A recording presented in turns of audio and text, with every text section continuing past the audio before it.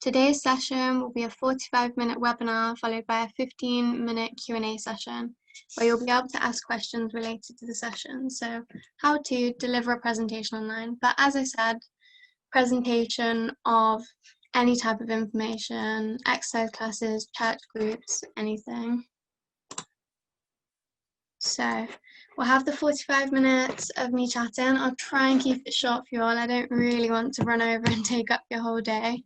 But then after the 45-minute, 50-minute presentation, we'll have Q&A. So as you can see at the bottom of your screen, there is a Q&A button. You can put questions in here the whole time. It's different to the chat. So the chat can be an ongoing stream of chats or comments. The questions is formal questions asked, and I can go in, look at the questions and address them. But if we're all okay, we should be on for about a 45-minute presentation. So, making a presentation for online delivery. Whilst there are a few ways in which you can deliver media online, the most common method is through a video call. We'll focus on this method today as it's the most common. However, there are other methods of delivering presentations online that should be considered depending on your content and depending on your audience, such as a pre-recorded video, live streaming, PowerPoint recorded narrations. There's many ways that you can share content with other people. The major difference between in real life and presenting online. So the obvious difference between the two is the physicality, being able to gauge someone's emotions, see their reactions, and sort of understand an audience. Much like what I'm doing here, actually, it's very weird talking to a computer, and it's something that you will have to get used to, trying to feel chatty, because the best way to engage with people is to have a chatty tone of voice, to have casual and relatable sort of content. You don't want to feel monotone, and that's something you can improve with confidence, but also the platform and the functions that you're using. If you're using them all to your benefit, you're going to be at your most comfortable and your most engaging. So unfortunately, digital format makes it difficult to engage with an online audience, which is why it's important to adapt and overcome the challenges that come with this. The difficulties that we face is that you can't gauge an audience's reactions during a visual presentation. Just like now, if something was to go wrong, I wouldn't be aware, which is why normally I have a person as a support in the chat who can answer your questions. Unfortunately, I don't have them today, but that is a great option to combat something like being able to gauge physical or visual reactions. Another, you can't interact with your slides physically, as in pointing to information. It's very difficult. I mean, something that you could do with this is you could try and have a visible mouse icon, and you could move this back and forth across information, but it is difficult to see as someone watching it digitally. It's not the same as gesturing, so that's something you have to think about. And also, your audience has many more distractions than a usual presentation. This one is particularly difficult because people are often in bedrooms, home offices, kitchens, and there can be many things going on around them. As I'm sure most people don't live in a house on their own, there can be other people doing different things, building work.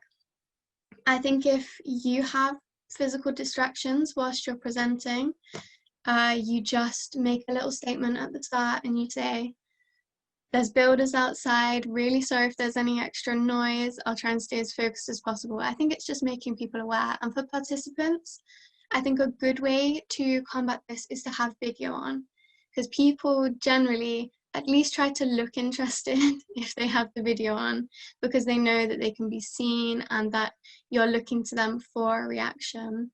But other than that, there's not lots in your control, so you just try and make your presentation as engaging as possible. So we'll look a little bit at what programs you can use to create your presentation.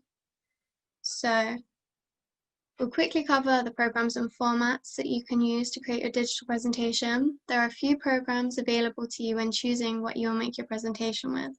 The most common programs, and a few that I personally recommend, are Microsoft PowerPoint. I'm sure that's the one you will all have heard of. Google Slides, very, very similar to Microsoft PowerPoint.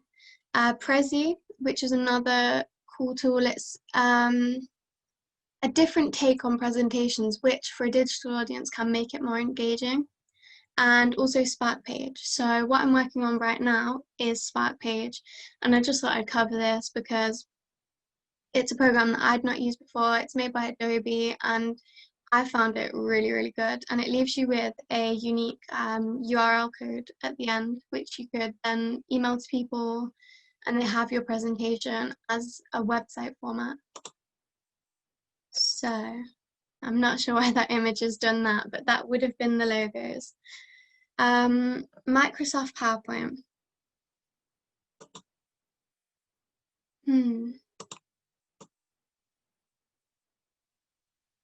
This doesn't have all the images in that it did earlier. Let me just see. Really sorry about this. Yeah, so okay, I'm just going to do this bit not in the presentation mode, so I'm really sorry about this at the top, but it didn't have the images, which is a real shame. Again, technical difficulties is something you will definitely deal with if you're looking at delivering presentations online. But the important thing is to stay calm, there's alternatives, and even if it takes you a second to get back on track, just ask people, be patient for a second, I'm going to find the right thing, just 1 second. And if not, you just talk and would explain what would have been there. So there's solutions, but here we're just going to do it in the non-present mode, which is not as pretty, but you know, you understand what it would have been. So Microsoft PowerPoint is a slideshow presentation program that helps people present a speech using a collection of visual slides. A PowerPoint presentation is a collection of visual slides that can be used to assist oral presentations. So I won't cover this too in depth because I'm sure we all understand what PowerPoint is, but what you would do is you create a series of slides. At the bottom, you can add speaker notes if that's something you want to do. But when it comes to your presentation, you go into the slideshow panel, you press present, and you have information or images that you've put there that you then talk over. And so as I'm doing now, you would screen share your screen, click present within PowerPoint, and you would have visual slides that you would then talk over. And so if you're using Zoom or Teams, you would have a little window which has you in and has you talking. So that is PowerPoint. Again, Google Slides, very, very similar to Microsoft PowerPoint. Google Slides is an online presentation app, so that is a key difference. It's something that you access through the internet that lets you create and format presentations to work with other people. Something I'd say about Google Slides is that it's great for collaboration, and also all of the media is stored in the cloud, so you wouldn't have to save it onto a memory stick or take it somewhere. You could just log into your Google and start presenting it straight from your Google Drive. So the next PowerPoint option that is definitely something a bit more experimental if you're looking to spice up your presentation. Prezi is a presentation tool that can be used as an alternative to traditional slide making programs such as PowerPoint, Google Slides. Instead of slides, Prezi makes one large canvas that allows you to pan in and zoom on various parts of the canvas, and it enlarges the image, and then you can emphasize the ideas presented there. So I'm showing you quite a complex one below. Normally you could just have little circles, and as you go from slide to slide, it would zoom back out and zoom back in to the information that you chose to click next. So what I imagine on this globe one is that they have some information about laptops, and it would zoom into the laptop. It'd be a ton of information. You could talk through it. You zoom back out to the globe, and then you zoom in on the airplane, that type of thing. It's a really interesting way to do a PowerPoint if you're looking to do something a bit more visually engaging, which is definitely recommended for digital presentations, or just try out something new. And lastly, Adobe Spark Page, which we're on right now, is a feature of Adobe Spark. So Spark Page is a separate function within Adobe Spark.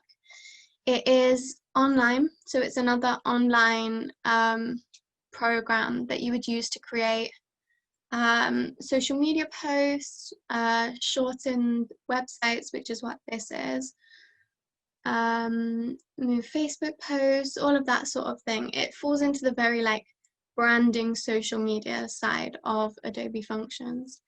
It allows you to create flowing visual stories, and the web page function, which is Spark Page, what I'm talking about, allows you to present content whilst also creating a unique URL for your presentation.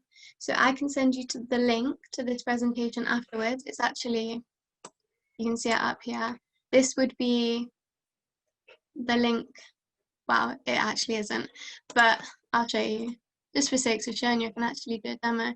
This is the link that I could send to you to share this exact presentation, to give you the point of view of a viewer. So you can edit it. I'm the editor, but this is for viewing link, and it's a really great tool. It creates really nice, really slick presentations. I definitely recommend it if you're looking at doing something professional. And we're going to hope that the rest of our images load, so bear with me. Okay, so options for broadcasting your presentation. I'm going to look at a few things to consider. When choosing your platform and which is most suitable that you'd like to present on, you must consider both the audience size. Some platforms only accommodate a certain number of users at a time. So, for example, Zoom, on the free basic Zoom package, you can have up to 100 people. If you're looking at doing massive groups, you'd probably want to invest in the, I forgot what it's called, Premiere? Invest in the more advanced version of Zoom if you're looking at doing big groups, or maybe choosing a different way of video calling. You should also consider security measures and if your presentation contains sensitive information or it's only meant for specific listeners. Zoom have made lots of efforts to combat Zoom bombing, which is now a term because it was such a big problem at the start of lockdown when everyone was on Zoom for their uni calls. People would infiltrate a video call, but you can now have passcodes to the meeting, and you now, as a meeting host, have more controls to kick someone out and permanently kick them out so they're not re-entering. If so, then a platform feature with a user login feature is a must. Another consideration should be if the presentation needs to be interactive. If having a chat with a group of people before and after the presentation is important, you'll need to give your presentation over a video call meeting. So that would be on Zoom or Teams. If you don't require people to interact with your presentation, a webinar style presentation, which is a paid function of Zoom, or a live streaming broadcast could suit you better. So what we're functioning this webinar in is the webinar feature of Zoom, and it doesn't allow me to interact with you, but I'm still presenting information. I think if you're not interacting with people, it's very crucial that you set up what the whole session is going to be at the start, the times, how people can interact, so in chat or even on live stream, you can comment on a live stream, and just give people ways to interact without it being like a video call face-to-face meeting. So the most common options, that's supposed to have an image there as well, but it's only the logo, so it's not too important. If we're missing images, I'll try and tell you. I'm really not sure why it's done it. I think maybe it hadn't uploaded quickly enough. But the most common options for broadcasting presentations online are Zoom, Microsoft Teams, Facebook, as in Facebook Live, YouTube, and Periscope, which is a Twitter affiliated app. So first of all, we'll look at Zoom. So what is Zoom? I'm sure we all know what Zoom is as we're all on here, but we'll give a quick overview. Zoom is a web-based video conferencing tool. It has a desktop application and a mobile app. As well, you can use it on your tablet. Same sort of app as the mobile app. This allows users to meet online with or without video. Zoom has many features and it's a great platform for hosting a group meeting and delivering group activities. You can record sessions, collaborate, and share screens. Sharing screens is going to be really important for people delivering the PowerPoint presentations, Google Slides, Prezi, Adobe Spark Page. You're going to need a share screen function to be able to see the content and talk over the content. Live broadcasting doesn't give you that same option. So really quickly, we will look at sharing your screen in Zoom. So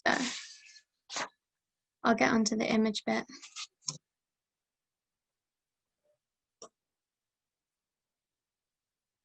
Such a shame they don't fit. It's okay. We only need the bottom bit. So you will need to tap share in the meeting controls, the little share screen button, which is in green on the first image. You'll tap share screen and the image below is the interface that you will see. You will then need to select the screen that you wish to share. So as you can see, they've got two screens, their Zoom and their other Google screen, which I'm guessing is what they want to share. And then you will need to select this and click start now. So you see the start button in the bottom right. Top tip, have your screens preloaded. Unlike me today, unfortunately, I could have promised you that I had it loaded. It's probably the reason all these images are going awry as well. But have it preloaded, it will make your life a lot easier, less panic. You'll be able to actually focus on what you're presenting on. Once you share the screen, or once you press this, the share will start and Zoom will continue to run in the background. At the bottom of your screen, you can tap Annotate to open the Annotate tools, or tap Stop Share to stop sharing and go back to meeting controls. So when you're sharing your screen in Zoom, you'll lose your navigation bar and you won't be able to see other people unless you're in a video call, and you might have to be able to see 3 people. At the top, you'll have a green icon that says you are sharing, and next to it, a little red tab which says stop sharing. All you need to do is press stop share to stop sharing your screen. It's quite self-explanatory, but just know that it's a thin bar right at the top of your screen. And also, if you're in a group call, you're likely to have a few video panels so you can see the other people. Just know that you can drag and drop this panel.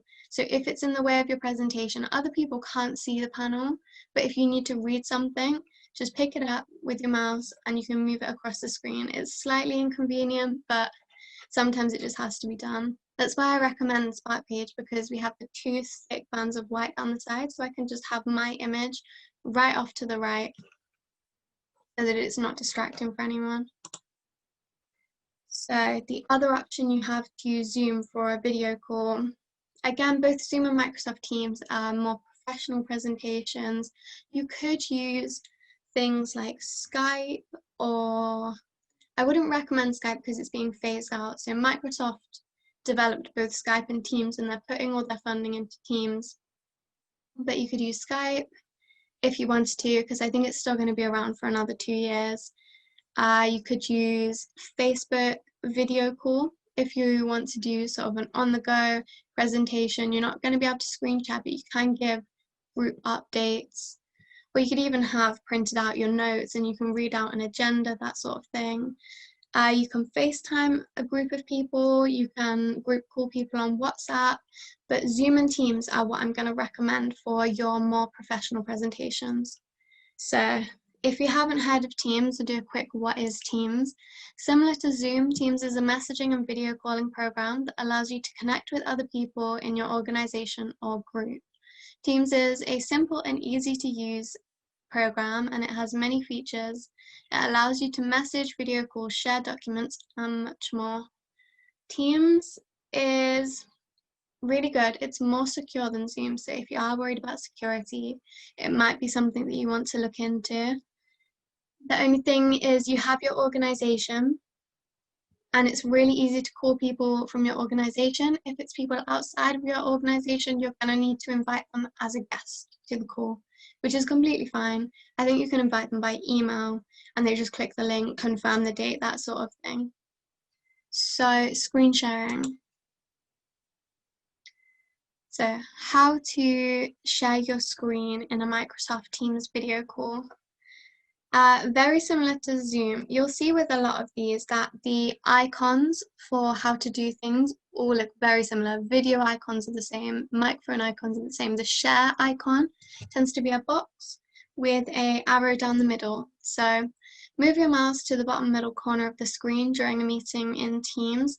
Choose the chat control options. You can click the third icon from the left, so you see the time, and then 1, 2, 3 from the left, and it's the icon with the square box and the arrow. Once you've clicked this, you will get a similar screen to, let's keep them both on the screen. You'll get a similar screen to Zoom, where it will have below the choice of screens. So the way that screen sharing works is it's not going to live stream your desktop. You have to click the specific Google Images or the PowerPoint or the Excel spreadsheet, and if you exit that, it will continue to share that. So if you wanted to be switching between documents, you're going to have to go back into Zoom or Teams, and you're going to have to click share and select the different document from this sort of drop down box option. So just beware of that, because some people think it's not going to live stream your whole laptop. So exactly the same as Zoom, you select the screen that you'd like to share, and then it will pop up with that screen, and it will just have a bar that reminds you that you are screen sharing and an option to stop screen sharing, which is a great way to keep track of what people are viewing, what the participants of your presentation are viewing. So, as we said, we cover an alternative to the video call. The option for presentations otherwise is to broadcast via live stream or to pre-record a video and distribute the video. So this option is great for presentations with a lower need for interaction, such as presenting a general presentation, award ceremonies, an exercise class, or a church service. I wouldn't recommend live streaming for a professional presentation, but it is a great tool for casual, free-flowing presentation. It has a very in-person feel, and live streams are often very accessible via phones and tablets, as well as computers. But they tend to be social media based, so you can access them on a multitude of platforms. So we'll just look at a few alternatives. So Facebook is a great option, really popular for live streaming. Facebook Live lets you live stream events, performances, and gatherings on Facebook. Viewers can watch from a phone, computer, or connected TV, as well as a tablet. Reaction shares, comments, and other interactive features enables you to engage with your audience. So just below is an example of what Facebook Live would look like on a screen. You can make comments, and Facebook Live, so if you're a community group and you have a Facebook page, Facebook Live is a great way to present an exercise class or an activity, because you can do it as the group. So the community group page can go live, and you can chat away and have people, and you can see how many viewers you've got. People can comment, you can ask questions, ask for suggestions. It's a really nice way to interact with people more informally. The next option for pre-recorded video and live streaming is YouTube. YouTube does both of these. YouTube is a video sharing platform. That's what it was built upon, and it is the biggest platform for uploading pre-recorded video. So YouTube is a video sharing service where users can watch, like, share, comment, and upload their own YouTube videos. The video service can be accessed on PCs, laptops, tablets, and mobile phones. YouTube Live is an easy way for creators to reach their community in real time, whether streaming an event, teaching a class, or hosting a workshop. YouTube has tools that will manage live streams and interact with viewers live as it's happening. Creators can live stream on YouTube via webcam, mobile, or on encoder streaming. So like gaming streaming, you could stream your laptop as well. So you could stream a presentation if you wanted to. The only thing that I'd say about YouTube is it is an open domain, completely public. So anybody could watch your videos. So maybe if you did want to have pre-recorded videos that you were uploading, you could upload them onto your Facebook page if it's a private community page, and then only the intended viewer is going to see it. Whereas Facebook, it's open to anyone, which can be great for community reach, reaching new people, but it's something to bear in mind. So pre-recorded video, if you're, however, looking for more control over your presentation, pre-recording your content could be the way to go. Filming a presentation allows you to get the audio and the visuals perfect before you upload and share with other people. Because as you can imagine, live streaming and video call meetings, things can go wrong. And also people can watch it in their own time. So they don't have to be there at a specific time, but it's completely your choice. So Periscope is another live streaming platform. Periscope is Twitter affiliated. It enables you to go live via your mobile phone device anytime and anywhere. The app enables you to become your own on-the-go broadcasting station, streaming video and audio to viewers who want to join your broadcast. So Periscope is great for people if they have the app downloaded, you have a profile and you go live on that profile. It's just another option of Facebook Live, YouTube Live, Periscope, all very, very, very similar interfaces. And it just looks like this. So it's a really well-developed app that sort of does it all in one. But if you're looking for somewhere that you already have followers, Facebook or YouTube might be the go-to. So where are we at? We've done our alternatives. Considerations that you should consider when presenting online, because things can be quite different online to in person. 1, how long will you talk for? How long can you keep people engaged? Do you need a break? So if you're delivering a lecture and it's 3 hours, or maybe a workshop or an activity, are you going to have pre-assigned breaks? That's something I would recommend so that people aren't getting up and missing important information and so. If you have preset breaks and times to ask questions, you're not going to get that interference. Next one is, will you take questions? For me personally, as the speaker, I much prefer questions in a chat box or a Q&A function.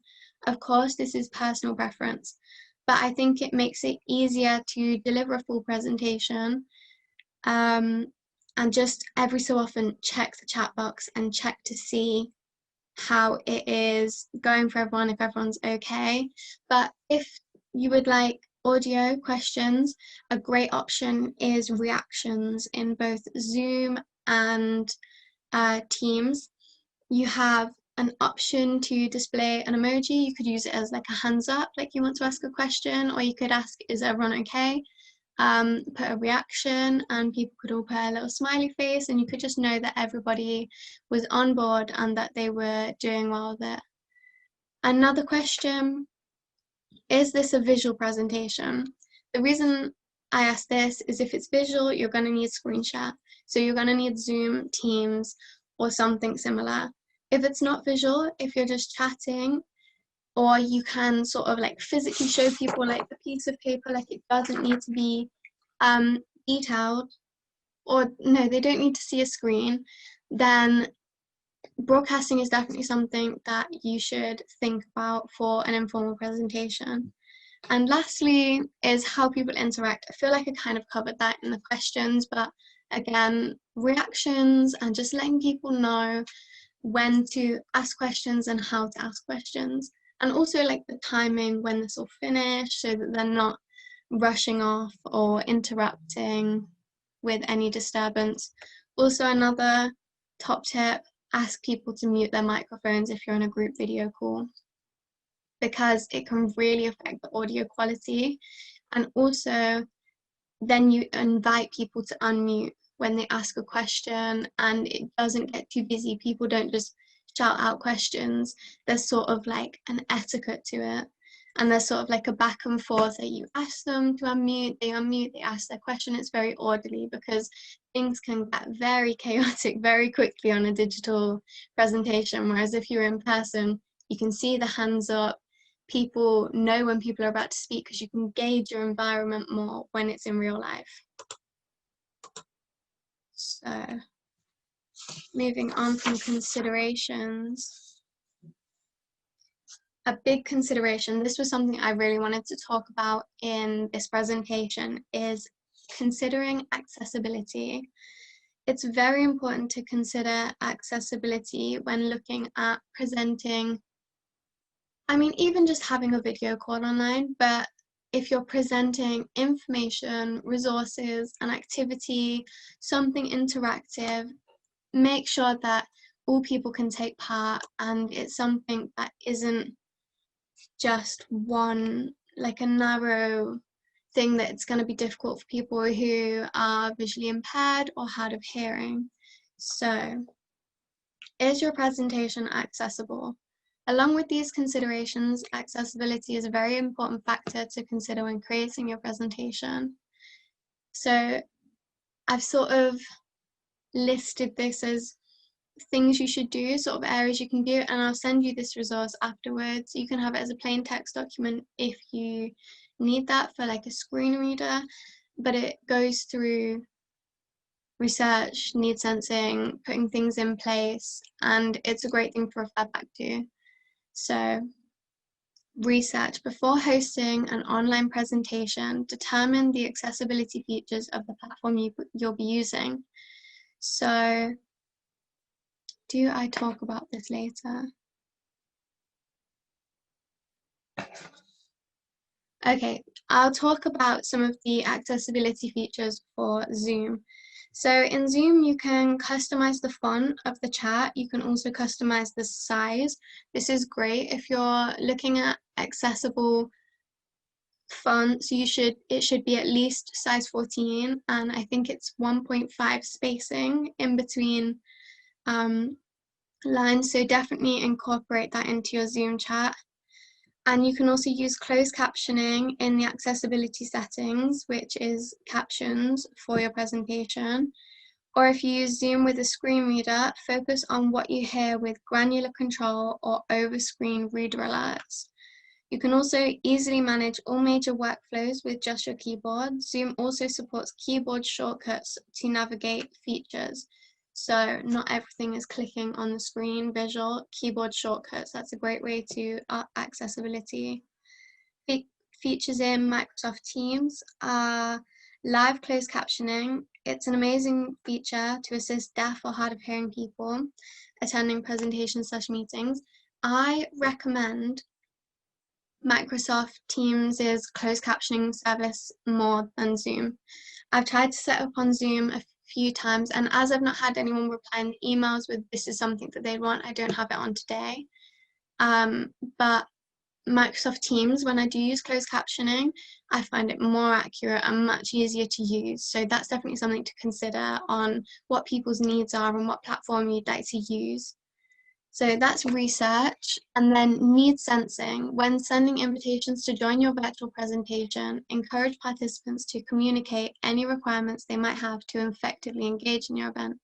So this is things like alt script to images, accessible PDFs afterwards, plain text documents, screen captions, just assisting resources, asking people if there's anything that they need, opens the communication. It doesn't make people feel like they're creating extra work for you. If you have these documents ready, then it's going to be easier for everybody to be able to participate.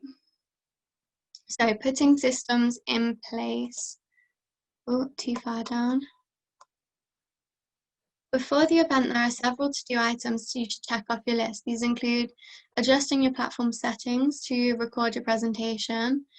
This is something you can do when you're in the meeting as well. Though it may not have been specifically requested, it's helpful for everyone to have access to the event after it takes place in case it was difficult to engage with, maybe learning difficulties. It may be easier to go over some things sometimes. It's just things, it's a nice thing to have at the end of a presentation to be able to share with people if it's something that they require. If requested, sign language interpreters. That's a great way to have deaf or hard of hearing people along with screen captions. It's really about gauging what people need. And as a best practice, set up your captioning for your presentation. Try to incorporate live captioning features into web conferences and presentations. Next is creating accessible materials. Sorry, this bit is so wordy. It just didn't seem to need pictures, but when you're looking at so many words, you kind of regret it. It doesn't have anything to break it up. But in advance to your presentation, share accessible slides and other presentation materials. Here are resources for creating accessible presentations and Word documents. Or here's some top tips. I don't know if that's the right word. Advice. So use high contrast colors. Audience members with low vision or color blindness will appreciate it. Make sure that videos are captioned and audio described. Sometimes it is good to have a brief description of what's in the video before it is played. This will help audience members who are blind establish the context for what they will hear. Establishing context is a great way to just have everyone understand the resource more as well. It benefits everyone. Sharing resources. After the event, share a recording of your presentation as well as a transcript. These resources increase the accessibility of the information that you're sharing, providing people with and without disabilities the opportunity to review and better understand the content that you presented. Lastly, ask for feedback. When sharing materials post-presentation, ask participants for feedback on the content as well as the experience related to the accessibility of your virtual event. You're only going to improve if you find out what people's needs are, which you should find out in inviting people through email, asking a few questions if they have any extra needs that you can incorporate into your presentation, but asking for feedback is a place for people to let you know what can be done better. And I'm sure when you get feedback, you just improve on it and you make it a better experience for everyone. This is not just for people who are hard of hearing or visually impaired. It makes information, especially digitally presented information, easier to absorb for everyone. So, I have some tips for a successful online presentation. Top tips that I have got together are to simplify your slides. You do not want to be cramming too much. I know that I'm speaking even though I'm rushing through this, but trying to keep information simple is going to help people to absorb it, especially when there's so many distractions around them.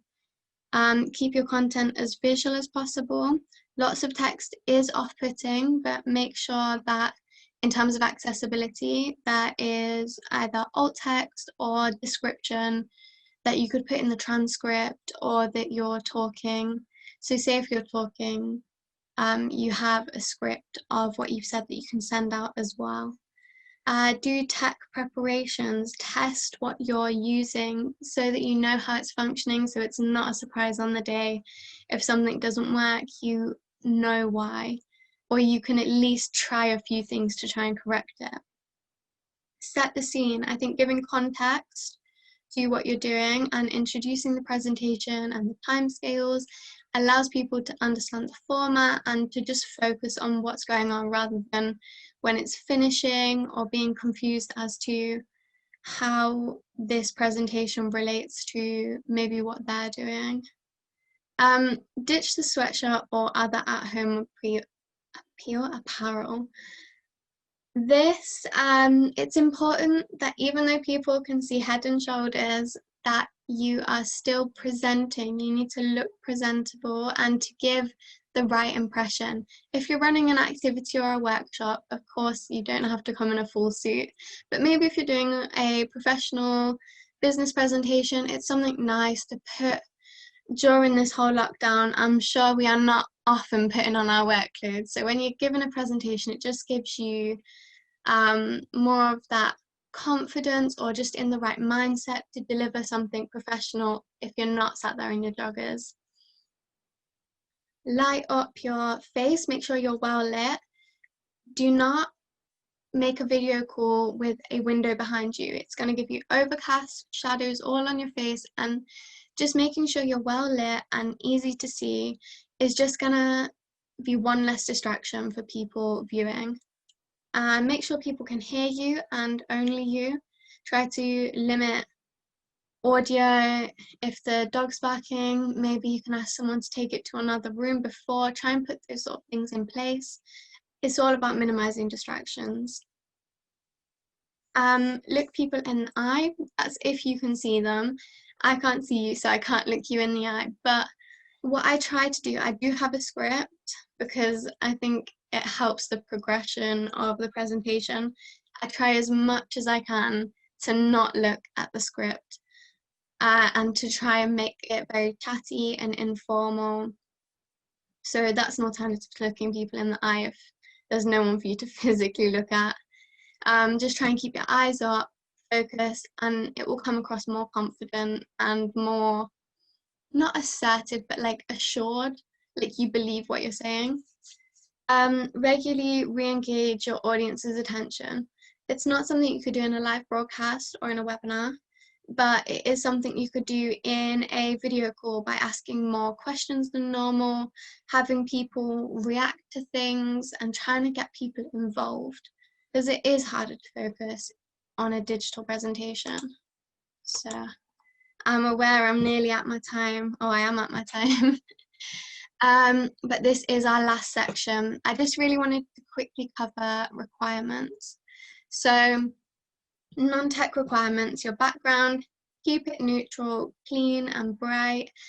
If you give people less things to look at, they're gonna more likely be looking at the presentation.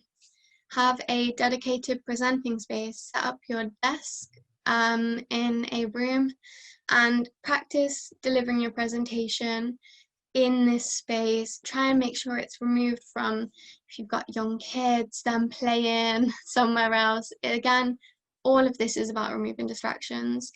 Comfortable desk and chair. If you're comfortable, you're more likely to be relaxed and it will bring up your productivity and in a presentation, your confidence and the way that you're portraying information. So let's get on to the techie requirements. Tech requirements you'll need good or strong internet connection. The last thing you want is your connection dropping out in the middle of the presentation. If this is something you're worried about, I would recommend going to a friend's or, I don't know, your parents' house. Just try and get somewhere that you know the connection is going to be strong enough, especially for a presentation, because you are the main source of information. If people aren't getting a clear and consistent information flow, it's going to be difficult for them to pay attention.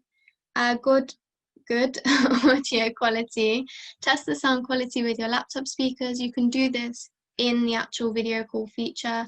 So you can test your audio in Zoom and you can test it in Teams once you're in the call. If you just go down to the microphone, you can click test audio. Video conferencing platform. Pick the best platform for you. We've been through that earlier. I just thought I'd put it back on the tech requirements that you'll need. Okay, and lastly, most importantly, something I figured out earlier on is do a test run of an application. If you're presenting something new, maybe Prezi, if you've not used Prezi, test it. Call your friend, sister, mom, anybody, have a little trial run. Just see how it works and how it interacts, and just try and make sure that you're best prepared for your presentation.